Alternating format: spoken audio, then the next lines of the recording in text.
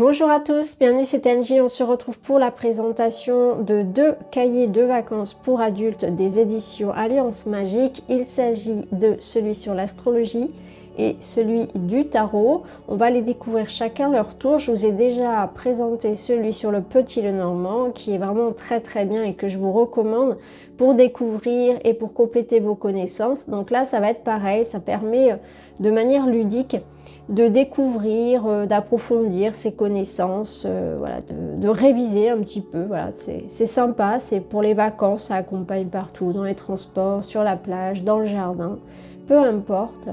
Un moment de pause. J'aime bien ces petits cahiers, je trouve ça vraiment sympa. Donc on va les découvrir, chacun leur tour. Je vous mettrai le minutage bien sûr en barre d'infos.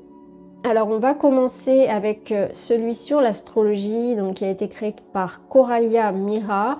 Coralia Mira, je vous la recommande. Moi j'aime bien écouter ses guidances. Elle a une chaîne YouTube et elle fait également des reviews, donc n'hésitez pas à aller la retrouver. Je vous mettrai le lien en barre d'informations. Donc on va voir son petit cahier, on va voir ce qu'elle nous propose pour l'été. Donc ici on va retrouver le sommaire. À la fin vous avez donc les corrigés. Donc petite introduction sur ce qu'est l'astrologie. Ce qu'est également donc l'astrologie prédictive. Voilà, pour faire des présages. Donc elle explique tout ça, hein. Donc à chaque fois vous avez en couleur des petites informations précieuses, ce qu'il faut retenir. Donc c'est très bien fait, ça permet d'apprendre voilà, de manière sympa, de manière ludique, un petit peu les bases. Donc on va avoir donc ce qu'est la carte du ciel, on va retrouver donc bien sûr les 12 signes. Vous voyez ici on a par exemple des mots cachés, on a des petites questions, des petits quiz. Elle nous donne aussi les 12 maisons astrologiques et leur signification. Ensuite elle aborde les planètes. Donc là, on a un questionnaire au sujet d'une carte. Donc, par exemple, vous avez des questions comme quelle planète est le significateur de la consultante? Quelle planète est le significateur de la question? Quelle planète est le significateur du mari? Donc vraiment, vous apprenez à aller un petit peu plus loin en astrologie. Ici, on est sur les planètes, donc les 7 planètes et leur personnalité, donc tout est détaillé. Avec un petit quiz bien sûr pour réviser, pour vérifier qu'on a tout compris. Ensuite, on a les aspects, donc les conjonctions, le sextile, le trigone, le carré, l'opposition. On entend souvent ces termes, mais on ne sait pas toujours ce que ça signifie. Donc là, ça vous permet d'aborder aussi ces notions-là. L'analyse d'un thème, avec des questions. Ici, les correspondances avec les planètes, et notamment les caractéristiques physiques des 7 planètes.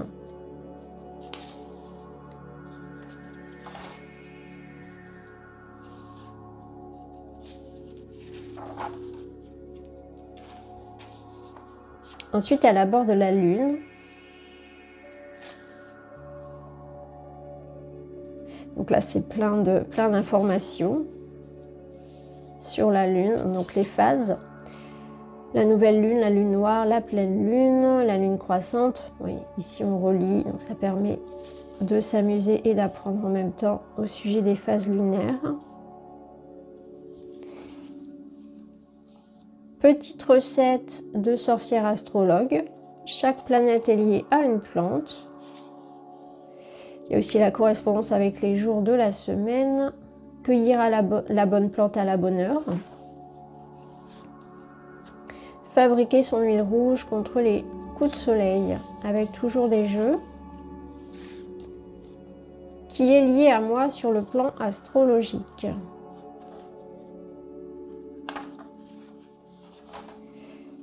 Réaliser un herbier, encore des mots croisés, je t'aime moi non plus. En observant le mouvement des planètes, nous pouvons voir qui des deux personnages se dirige vers l'autre. Donc là, ça permet d'analyser une relation en fonction voilà, des aspects planétaires. Avec des petites questions, toujours, pour apprendre, pour réviser, pour retenir.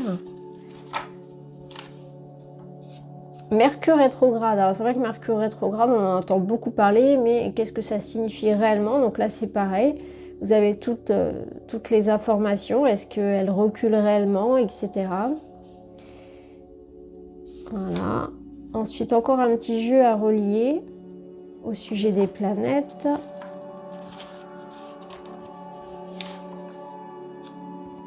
Le petit quiz sur Mercure rétrograde.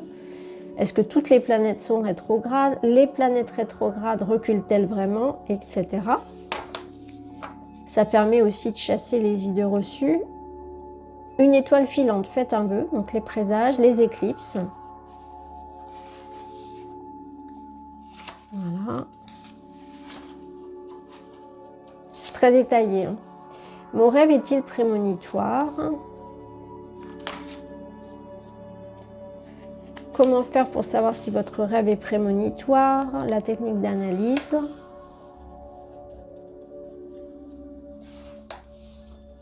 Toujours en fonction hein, de la carte du ciel. Là, vous avez également des mots croisés, des mots cachés. Choisir le bon moment pour agir. En fonction toujours hein, des aspects. Donc le maître de l'heure et les heures planétaires. Donc en fonction des planètes, donc Saturne, Jupiter, Mars, le Soleil, Vénus, Mercure, la Lune. Quiz du maître de l'heure. Donc là, pareil, relier les planètes. Prendre soin de son équilibre, l'heure, médecine des humeurs. Donc l'astrologie horaire est l'une des plus anciennes avec l'astrologie mondiale. Au sein de l'astrologie horaire, nous retrouvons donc l'astrologie des interrogations, celle que nous avons principalement développée dans ce cahier, et l'astrologie des élections abordée dans le chapitre 13. Donc là, on retrouve donc les planètes et les maisons de la maladie.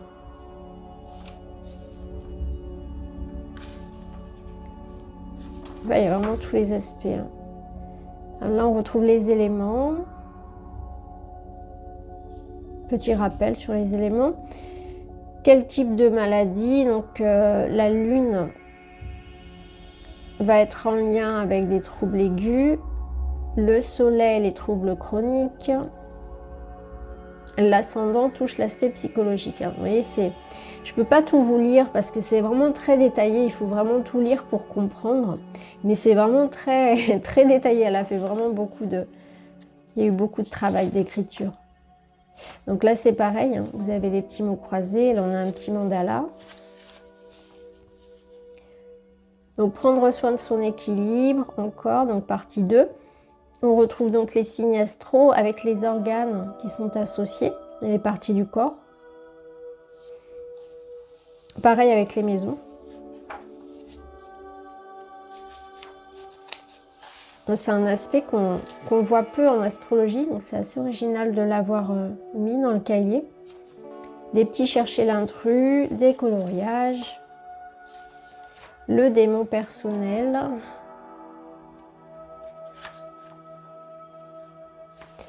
Ok. Et là, vous avez donc des exemples de calcul. Alors là, ça devient un petit peu plus pointu. Et à la fin, donc tout ce qui est à chaque fois dans les cahiers, la partie verte, ce sont les corrigés. Voilà. Et donc, on retrouve toujours toute la liste. Donc, vous avez, voilà, à propos de l'auteur, hein, Coralie Amiral, hein, de son vrai nom Cécile Medge. Vous pouvez donc la contacter. Vous avez son site internet, donc coralieamira.com, et son email astrologue@coralieamira.com. Et on retrouve donc tous les petits cahiers de vacances de la même collection, donc celui de l'astrologie, les guides spirituels, la lithothérapie, magie de la déesse, Petit Lenormand, naturopathie, le tarot que je vais vous présenter tout de suite, celui sur le yoga et celui sur le petit peuple. Voilà. Alors ce qu'on va faire, c'est qu'on va passer tout de suite à celui sur le tarot. Alors maintenant, je vais vous présenter donc le cahier de vacances pour adultes de Laura Vaujazer. J'espère ne pas faire d'erreur sur le nom. Je m'en excuse par avance si c'est le cas. Un petit cahier de vacances, voilà, pour redécouvrir, compléter, apprendre des petites infos inédites aussi sur le tarot. Et si vous décidiez d'embarquer pour un fabuleux voyage au pays du tarot, les précédentes éditions vous ont permis de découvrir le tarot, mais rassurez-vous, de nombreux mystères vous attendent encore. Ici, nous aborderons les cartes en tant que compagne de route pour un voyage à travers soi. Et pour que cela vous parle et résonne en vous, nous analyserons le tarot sous l'angle de la pop culture. Quoi de mieux que nos films et séries préférés pour comprendre la signification des cartes? Telle est la magie du tarot, il résonne pour chacun à travers les siècles. Si vous tenez ce cahier entre vos mains, cela signifie que vous aimez le tarot et que vous l'utilisez dans votre vie quotidienne. Alors quel tarot addict êtes-vous? Vous allez bientôt le découvrir. Donc, dans ce cahier, découvrez comment mêler tarot et pop culture, découvrez les tarots de Thoth ou de Marseille, construisez votre tarothèque, associez le tarot au pendule dans vos tirages, abordez le tarot lié au bien-être, associez le tarot et l'astrologie pour mieux vous connaître, apprenez à raconter une histoire en tirant les cartes, apprenez comment aborder les cartes difficiles lors d'un tirage. Embarquez pour un voyage au pays du tarot. Alors, on va voir tout ça. Donc, on retrouve le sommaire. À la fin, dans la partie verte, comme toujours, les corrigés. Petite introduction. Bienvenue à bord ici, donc dans cet avion pour destination le tarot. Allez, on revient au basique et on reprend un petit peu les bases avec donc les majeurs, les mineurs. Pour ceux qui découvrent le tarot notamment, c'est bien d'avoir voilà, déjà les bases. Question pour un champion, petite question. Ici, c'est sympa, vous avez des cartes en nombre chinoise, il faut deviner laquelle c'est. Là, pareil, des petites choses à relier. Bienvenue sur la planète tarot, la parité. Le bestiaire du tarot, le serpent ennemi ou ami. Test de connaissance. C'est pareil, hein, toujours avec des petites illustrations. Le portrait, le degré du tarot, de tarot addictude. Alors, qu'est-ce qu'un tarot addict? Miroir, mon beau miroir, dis-moi quel tarot addict je suis. En fonction, voilà. Combien de jeux de tarot possédez-vous? Quand vous entendez parler d'un tarot que vous ne connaissez pas, qu'est-ce qui se passe? Est-ce que, vous voyez, bon, je pense que je vais le faire. Bon, je connais déjà à peu près le résultat. Ce que le questionnaire révèle de vous. Mots croisés autour de la carte du diable. Tarothèque et wishlist. Votre bibliothèque de tarot. Optimisation de l'espace, ça c'est sûr. Donc comment, voilà, ça permet de faire voilà, une tarothèque, d'avoir des idées aussi de rangement. La liste d'envie.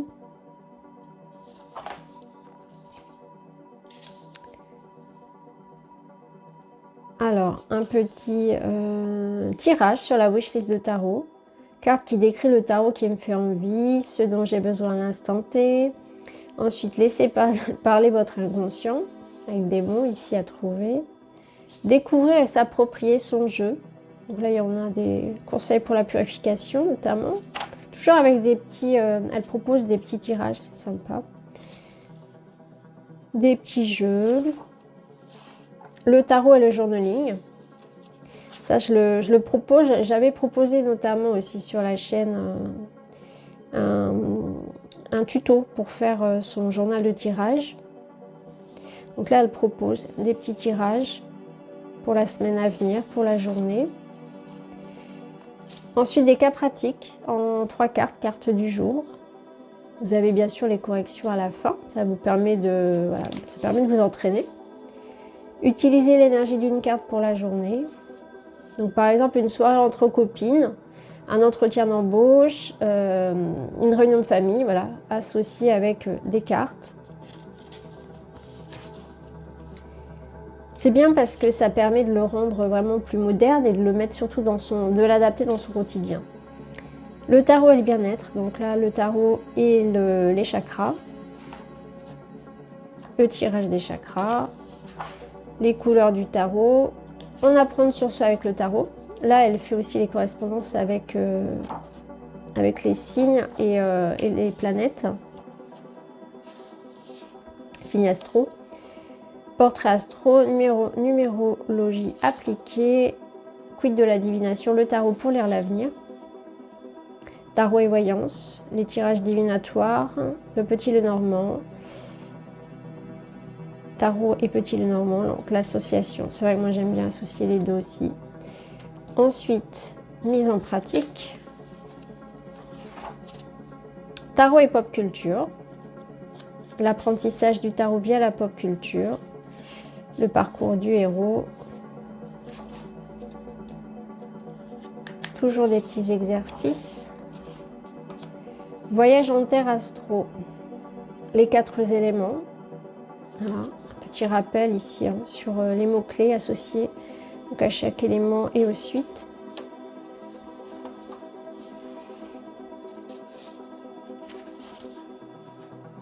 Mise en pratique toujours. Tarot et storytelling, raconter une histoire en tirant les cartes.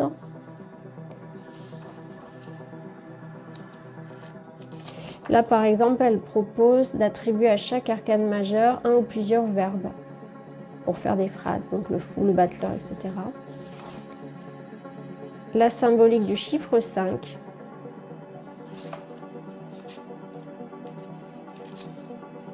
Là, vous avez des petits exercices donc, sur les 5. 5 de bâton, 5 de coupe, 5 de denier. Comment aborder les cartes difficiles lors d'un tirage? Donc on a la tour, le 3 d'épée, le 10 d'épée. Le 7 d'épée, une carte qui est souvent mal comprise ou qui veut dire beaucoup plus en fait que la trahison. On peut l'utiliser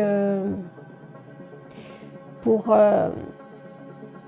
aussi dans une forme de protection, hein, de se préserver. Et c'est un petit peu comme ça aussi qu'elle l'explique. Hein. Donc ça, je vous laisserai découvrir. Les mots croisés du 7 d'épée. Le tarot et les idées reçues. Donc un point sur le tarot de Marseille, le tarot Rider-Waite-Smith et le tarot de Thoth. Des petits exercices toujours parce qu'on est avant tout là pour s'amuser. Et à la fin, les petites corrections et on retrouve donc comme d'habitude donc les informations sur l'auteur. Donc vous pouvez retrouver Laura The Snake and the Moon sur Instagram. Et vous avez également donc son site internet www.thesnakeandthemoontarot.com. Et on retrouve donc les autres titres de la collection. Donc voilà les amis, donc pour ces 2 petits cahiers de vacances pour adultes, l'astrologie, le tarot qui vont venir accompagner celui sur le petit Lenormand pour ma part. Je vais voyager avec les 3, je vais passer mes vacances avec eux. Donc je pense que ça va être très sympa, surtout pour l'astrologie parce que j'ai peu de connaissances en astrologie. Donc là je vais vraiment apprendre les maisons, les aspects, tout ce vocabulaire qui me manque. Et pour le tarot, ça va être sympa aussi de découvrir d'autres aspects des cartes. Donc c'est toujours intéressant de compléter ses connaissances. Et comme je le dis toujours, le tarot, il faudrait une vie, voire même plusieurs vies pour pouvoir le connaître réellement. C'est ça qui est merveilleux, c'est qu'il y a toujours quelque chose à en découvrir. Et je pense que c'est valable aussi pour les oracles, bien évidemment. Donc voilà les amis, je vous embrasse et je vous dis à très vite.